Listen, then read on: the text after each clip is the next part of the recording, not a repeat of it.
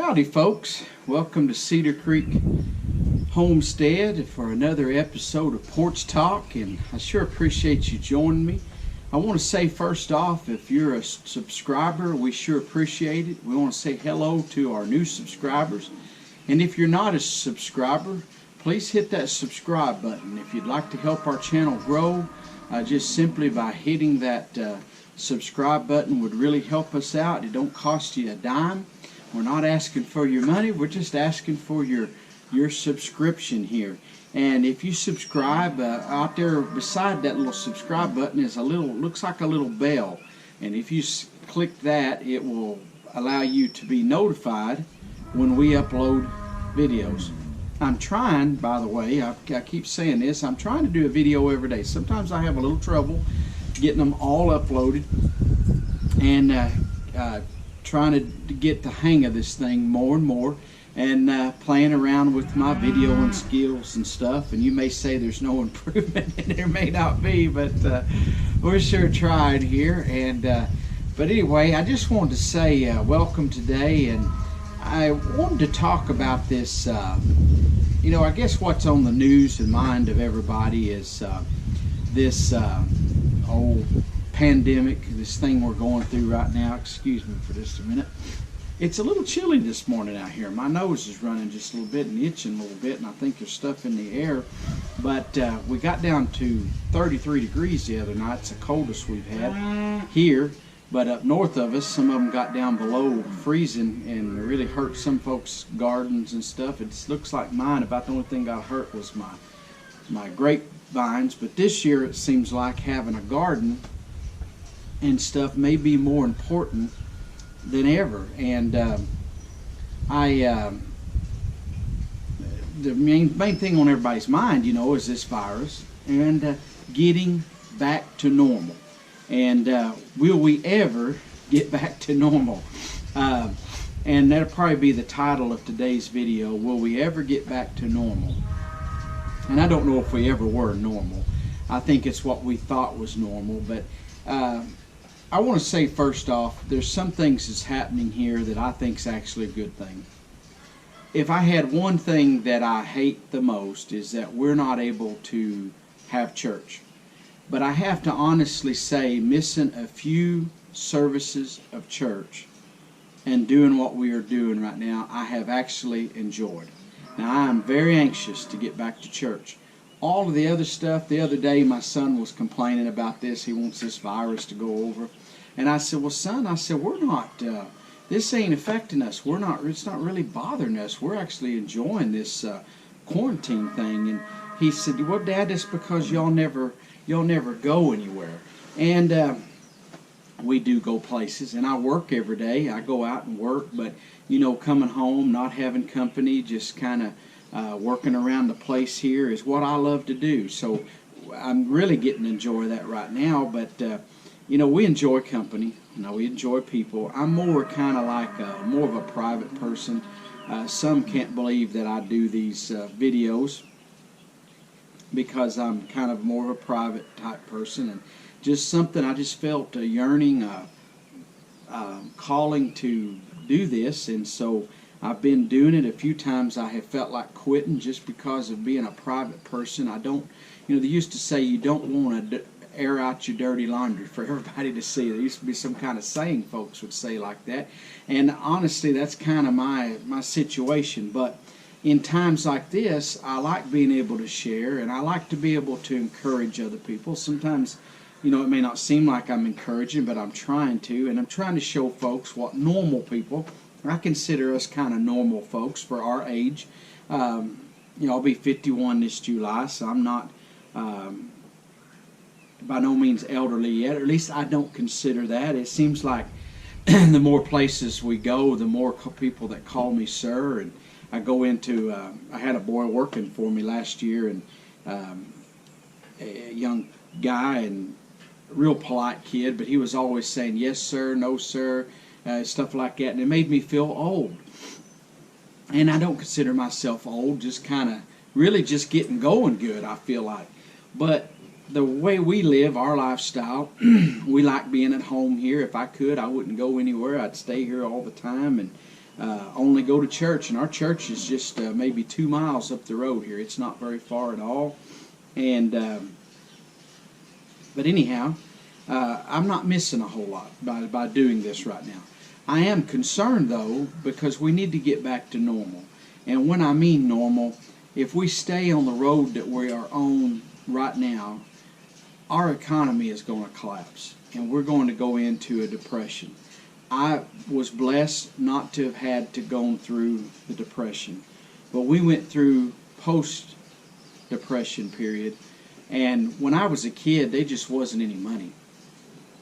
The young people now, and I don't know what age group, probably 30 and under, maybe even 40 and under, and I'm sorry, I could be wrong with that, but there's a group in there that hasn't really ever had to suffer. My son is one. He'll just be 22 this year, this October. So but he's really not ever had to go through rough times. We've always been able to afford to buy him clothes. Might not be name brand clothes, but he's never had to go long without stuff. And what I'm talking about, when I was a kid, there was times I had to tape my shoes up. They would get holes. You had one pair of shoes that you wore for schooling.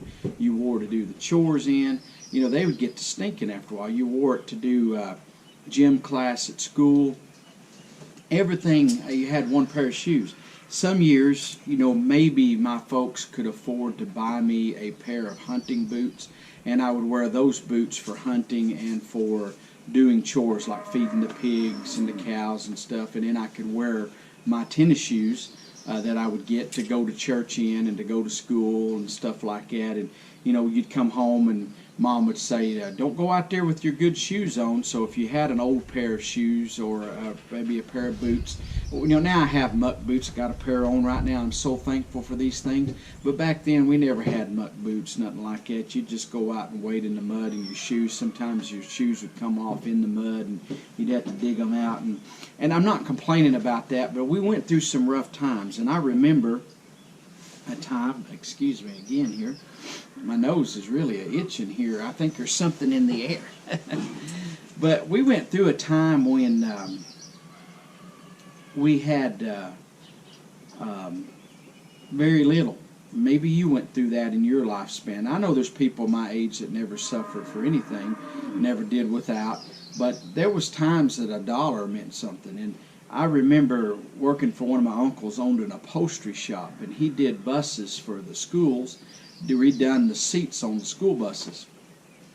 And I was kind of young, you know, maybe 12, 13-year-old, and he said, wanted to know if I wanted to help do those bus seats. And you had to crawl underneath the seat on the bus. You know, now there's no way I could do that, but then you could put your head underneath, and he had an air stapler, and once he put the new cover on, I would staple them up, and I would crawl underneath and take the bench part of the seat off and take in. He would upholster that, and I would put those back on.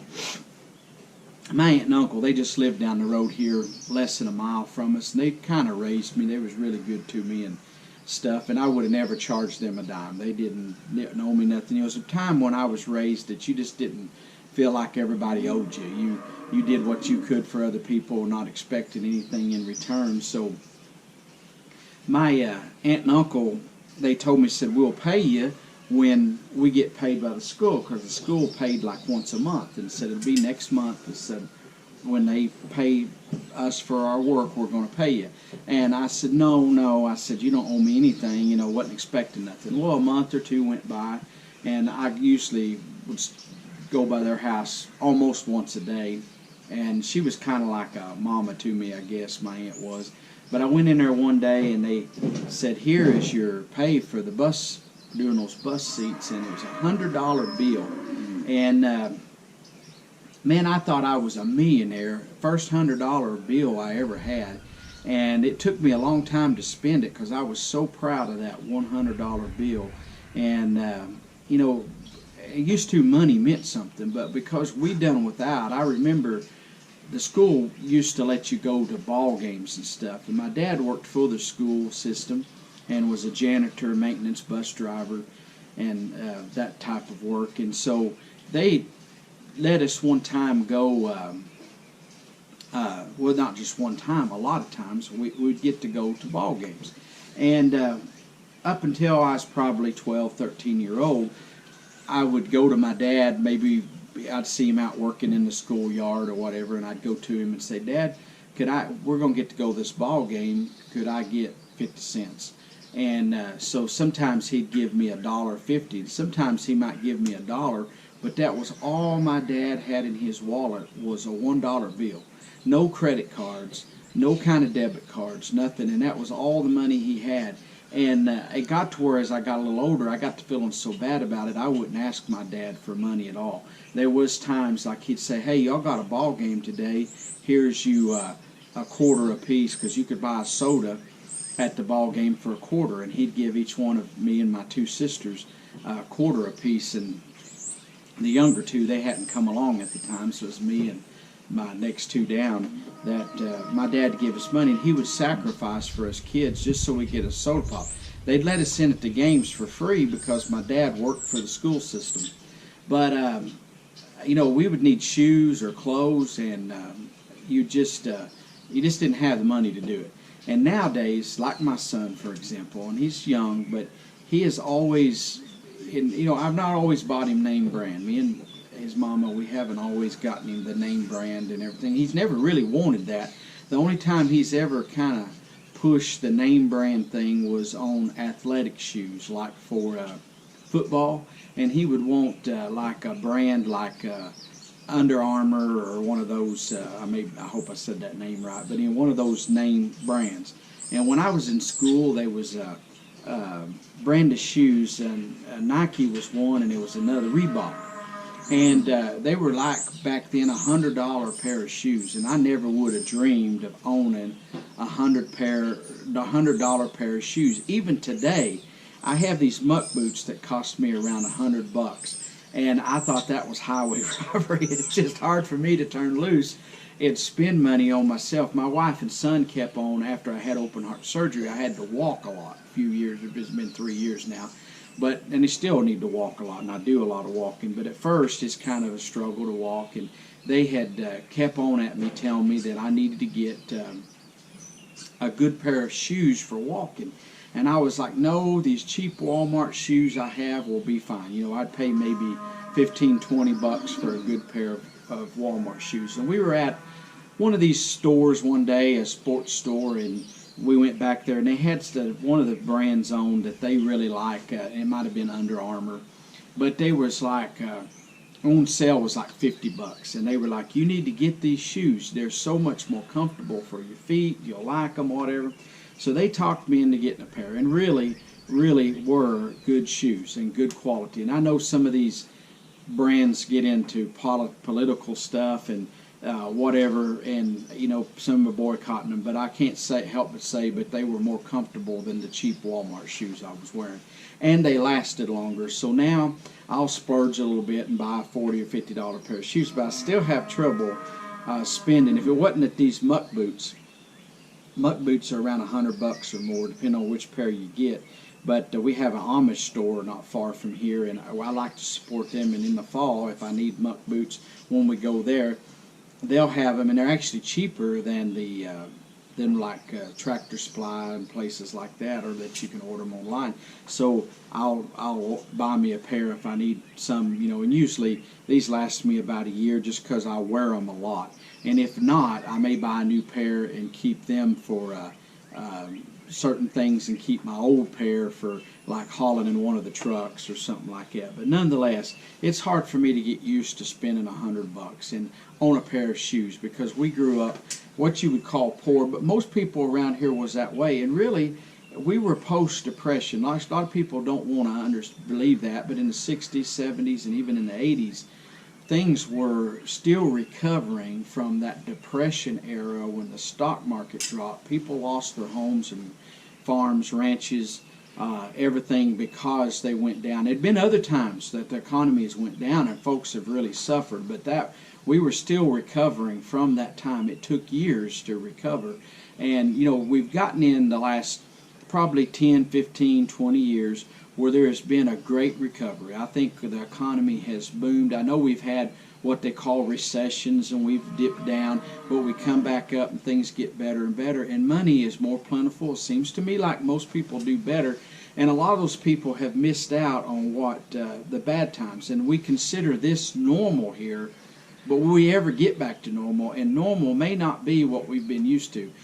Food may not be as abundant. People may have to start eating leftovers. People might have to start doing some things. People may have to start cutting down on some of they may have to take the satellite off of their house. You know, the dish and direct TV. I have people sometimes will tell me they're going through financial troubles, and so I give them a word of advice. What they're wanting is to give them money. And I don't mind giving somebody money and helping, but usually that's a temporary fix for most people.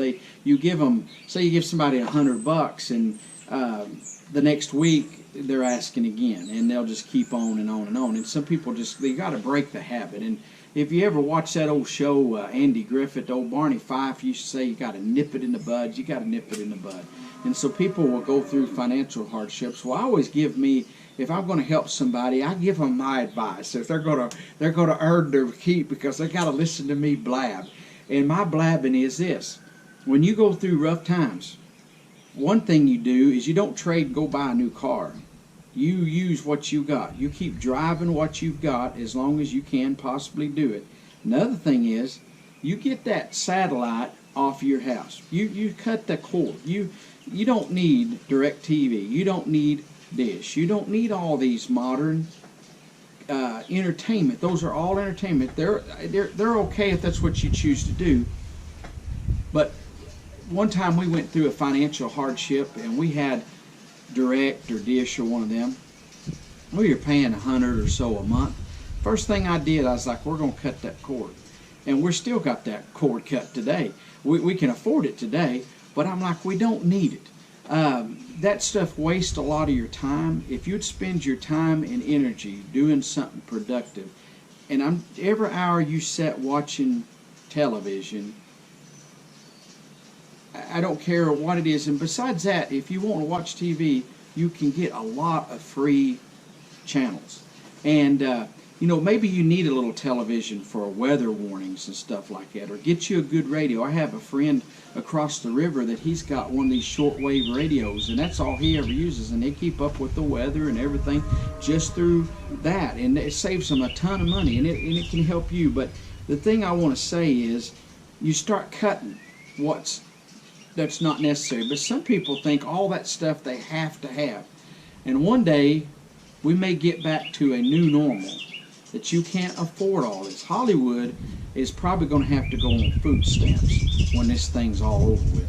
And if you're going to watch stuff, watch videos on YouTube, not entertaining videos. There's some of these idiots that go out to the courts and places and city halls, and they're going in there and they're disturbing the peace and scaring people. We had a group come in down here at one of our neighboring towns and come into the water department, and they had these big cameras, and they have on tactical gear, and a guy stands outside with a gun, because we're open carry here and all this, but it scared the people to death. And the police chief had to come over, and the man got to mouthing the police chief, just daring the police chief to do something.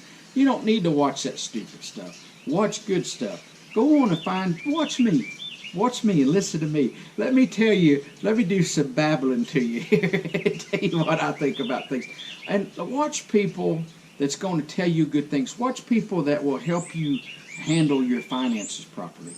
Watch Christian videos.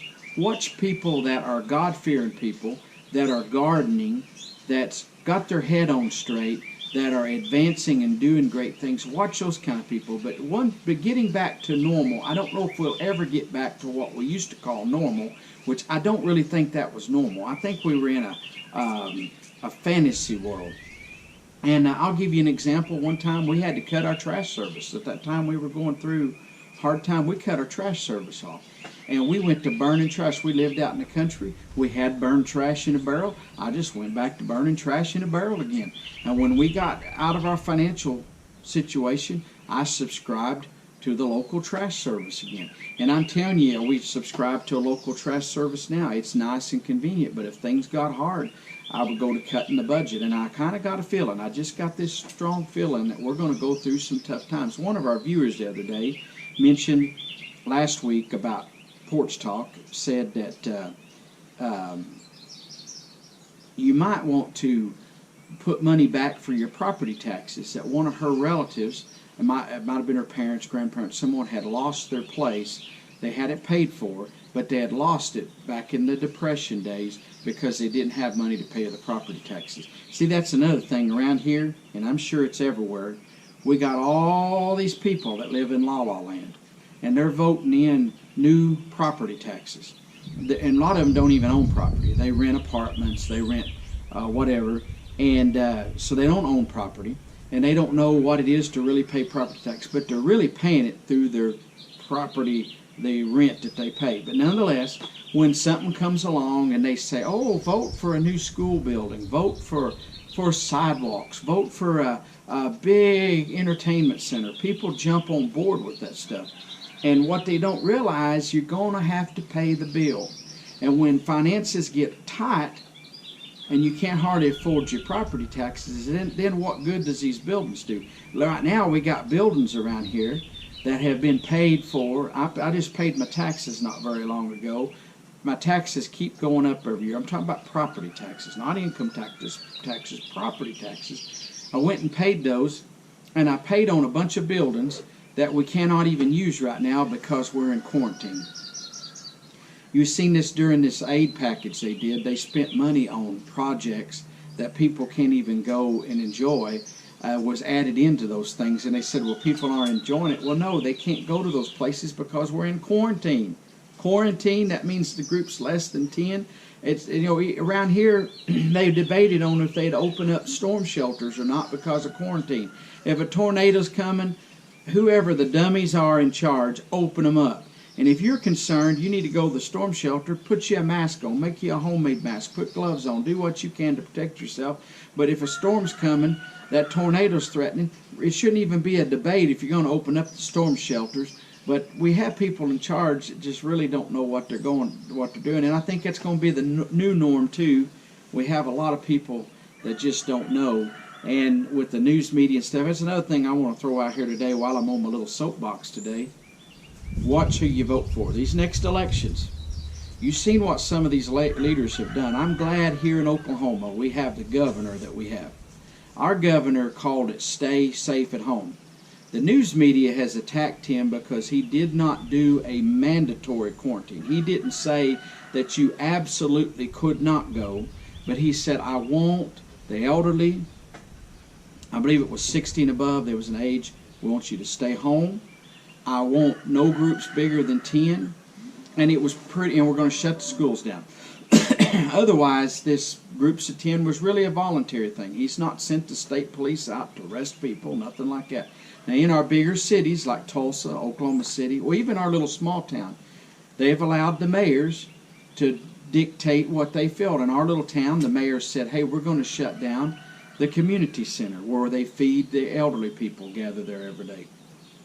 And they actually had a man die that went there that had been going there, and they claimed he died of the virus, but the man was very bad health anyway, but he would come and eat there every day. But when this all got started sprouting up and the president said, you know, we want to do this quarantine thing where, you know, no groups bigger than 10, and they gave the CDC guidance and all that, they said what we'll do is you can just drive through and we'll hand you your meal instead of them gathering inside, because the elderly, they love that, gathering together, they get to see each other, they eat a little meal, it's very cheap, and they play dominoes and stuff like that, put puzzles together. It's very good for them, and I feel for them right now not being able to do that.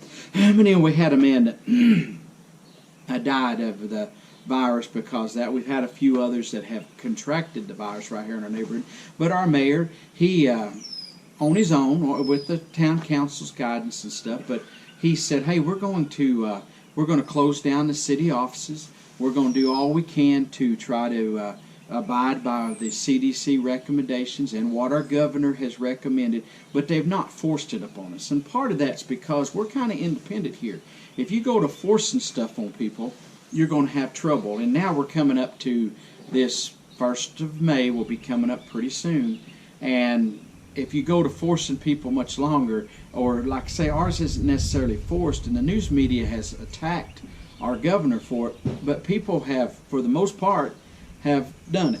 In the big cities, they've issued stuff saying no crowds bigger than 10, the bars have to close, the casinos have to close, a bunch of different stuff like that. And they've had some bars that's opened, and they've went in and sent the police. That's fine in your cities. Why? Because it's real easy to get rid of a mayor, and it's pretty easy to get rid of the governor, but they're allowing us to self-manage, and people have common sense. I hope that is the new norm, to allow people, you give them guidance, what they need to do, and let people kind of govern themselves. We're a free society. That's the way it should be.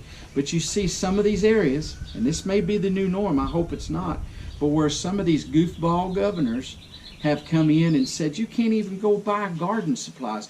Food is short on the shelves, and I hope this isn't the new norm, that food is short, but it could be. But yet we're not even going to let you buy seed and fertilize. We're going to tell you that you can only go in and buy certain things that the governor of the state feels. It's one, like Michigan's an example. This is what you do when you vote in socialist and communist into power. This is what's going to happen. And then it's the helping the hurt. And we're in this time now, and I'm glad we have the governor in charge. I'm glad we voted in a governor that uses common sense here in our state. And I hope this is the new norm, what our state does and things, and not what some of the ones have done that have gone in and gone overboard. Now, if our state broke out in severe pandemic and it was just going everywhere, then I would, we were really in bad shape, then I agree that the governor should do something, and that's what they're here for. If they had to seal off the borders of the state and go into a total lockdown, I understand you have to based on the situation, but the cities here, the big metropolis areas, and we only have 2 of those, Tulsa and Oklahoma City, and so those had to get more serious. Our little towns, they got serious about it, but it's not actually been that they've sent the police out or going to arrest you or really forced it. They've let businesses kind of come along and use common sense and work. And people have common sense. Let them use it a little bit. But we're certainly, I hope, though, that with this virus, that people will learn a lesson and that we will come out better for it in the end. I hope we don't lose a lot of our freedoms. And usually with a virus, people are so, or not just a virus, but any kind of national emergency, it seems like we just go along as sheep, and we're willing to throw out a bunch of our personal rights to think that that's going to help us somehow, and it doesn't. We see that with, after 9/11, what happened. They come out with the Patriot Act. They have a big center out in Utah that they keep all of your conversations, everything, and we see that was used against our president when he was running for office, that the former president's office, that they investigated him and used that through secret wiretaps and stuff, through a little private court that they can go in, all this very unconstitutional stuff that they went through and done. And we see how that was used, and it will be used for worse. So don't give up your freedoms just because we're going through a time of crisis. What we need to do is become tougher. I hope these young people, and I know some young people that's really got their head on straight, but most of them, having not ever been through anything, they don't know how to deal with this. And they think they want to set back because they've always been in school, they've been in college, and they've had professors and leaders and everybody telling them what to do, and never really done anything for their own selves. They've never had to really pay for anything themselves. Their education was free, their food was free, mom and daddy's always been there to bail them out, everything, so they don't know how to cope with things. And I hope this will be a new norm, will be that people will toughen up and learn what it is to do without a little bit, and we'll be better off for it. But we're definitely in a different time now, and we'll see what the outcome is. I feel like the economic outcome is going to be stretched out for many years probably down the road to totally overcome this. And I don't think we have hit the bottom of the economic fallout by any means yet. I think the stimulus things, and oh, by the way, we got our money, our $2,400 deposited in our account. Woo-wee! You know, we had to borrow that or print the money to be able to do it. And yeah, for short term, that's great, but we're going to pay for that, folks. Down the road, you're going to pay for that. And I think we're on a downward slide economically. Maybe they get this thing opened back up as quickly as possible. We may start back up, but I think we have not peaked the bottom of economics. We may have hit the downward curve on the virus, but we have not hit the bottom yet economically, and that is very concerning to me. We have a lot of retired people. We have a lot of people that's in debt here, farmers, ranchers, people that's bought new homes, young couples that's trying to get started. You know, folks that's got some experience, they're like, hey, I know what to do. I know what to cut. I know I've been through this before, but some have never experienced it, so they have no idea how to cope financially with the situation that's coming ahead. And now's the time to be buckling down. I've been telling folks this is time to buckle down. Dig down in the trenches. If it doesn't, let's say next month the economy just starts going right back up, everything's great, what have you lost? But if you don't prepare now and you wait too long and you just lollygag around thinking, oh, tomorrow everything's going to turn around and it'll be fine, I'm afraid you'll be waiting too long. You're going to be in trouble and you'll find yourself unprepared. A lot of people found themselves unprepared with this coming on. They weren't ready at all. They had nothing, no food put back, no preparations, no cash put back, no anything at all. And so the government comes in, does this emergency thing. You know, a lot of folks needed this money a month ago, and they're just now getting it. A lot of folks have really suffered because they weren't prepared at all. Don't get used to this socialist, communist thing where the government's bailing you out. You make preparations for yourself. And most importantly, get a hold of God, and God can direct you and show you. If you weren't prepared at all, God will direct you. Now, there's people right here in our community that God has dealt with and it is blessing right now, and they've seen the error of their ways. They're following God. Some were directed by the Lord way back, and they didn't give heed to it. Now they realize, and they're doing what they know to be right now, and they're going to fix, and with God's help, they're going to come through this thing. But learn from your mistakes. It's nothing wrong with making a mistake. Everybody's made mistakes. But if you learn from that mistake, and you figure out a way not to repeat that mistake, is so important. Anyway, I've rambled on today. Will we ever get back to normal?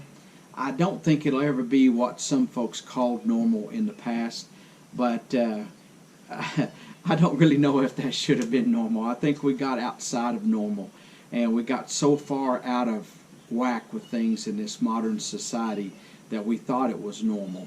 And I really don't think we'll ever get back to that. At least it'll take years to ever get fully back to that. Now that to some people is disappointing. To me, I hope the new norm is going to be that families draw in closer. Daddies come home at night and spend time with their children. Daddies take their children fishing. Other types of activities. That families get back to working the land, growing their own vegetables and meat. That people learn how to prepare for things. I hope that through this, the new norm is going to be that more folks turn to God, that our churches fill back up instead of emptying out, they'll start filling back up. I hope that people will see a big turnaround, and I think that I hope there's good that turns out of this, and that the new norm will be a better way of life for all involved. Hey, I sure appreciate you watching. Keep in there. Keep the faith. we're going to make it through this thing with the help and grace of God. And not going to be long. It should be lifting this. Maybe some parts of the country will have to still be in this quarantine. But we're more than conquerors through Christ our Lord. And we appreciate you watching today. May God richly bless you. If you're not a subscriber, please subscribe to our channel. If you got a comment there. Maybe something new, what's going to be new for you in this thing would be what I'd like to see people comment. Tell me something that you think's going to change in your life.